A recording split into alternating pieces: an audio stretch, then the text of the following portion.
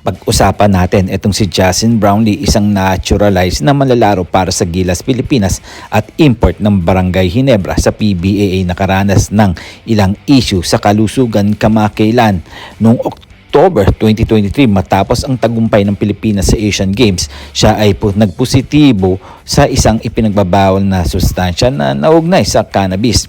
Ayon sa mga ulat, ang positibong resulta ay maaaring dulot ng mga gamot na inireseta para sa kanyang injury. Bilang resulta, siya ay binigyan ng 3 buwang suspension na nagsimula noong Nobyembre 9 noong 2023 dahil dito hindi siya nakapaglaro sa 2023-2024 Commissioner's Cup upang mabawasan ang epekto ng kanyang parusa. Gayunpaman, noong Pebrero 3, 2024, inanunsyo ng Samahang Basketball ng Pilipinas si Brownlee ay muling pinapayagang maglaro para sa national team sa nalalapit na FIBA Asia Cup qualifiers.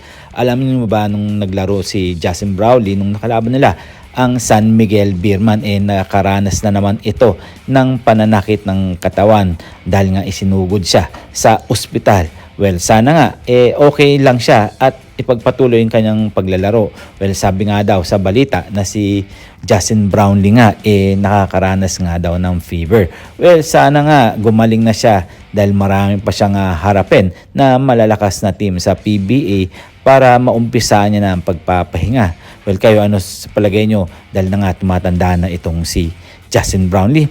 Well, dumako naman tayo dito kay Renz Abando, isang kilalang Filipino basketball player ay nagkaroon din ng pagbabago sa kanyang karera matapos ang 2 matagumpay na season sa Korean Basketball League KBL kasama ang kanyang Jungkwanjang Red Boosters, kung saan siya ay nagwagi ng mga titulo na nagpakita ng kahangahang performance. Nagpasya siya na hindi i-renew ang kanyang kontrata sa koponan ng Mayo 2024. Well, mula noon, si Abando ay naging tahimik tungkol sa kanyang susunod na hakbang sa karera. Bagaman may mga spekulasyon na siya ay lilipat sa ibang overseas league. Wala pang opisyal na anunsyo tungkol dito ayon sa isang ulat noong Nobyembre. Si Abando ay nagmamasid ng kanyang option, ngunit ang pagsali sa PBA draft ay hindi pa kasama sa kanyang mga plano. Kayo, ano sa palagay nyo?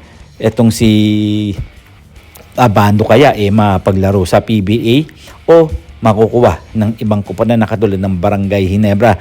Well, syempre alam naman natin na pagkakaguluhan ito sa PBA. So hanggang dito na lang tayo. Huwag natin kakalimutan na mag-subscribe.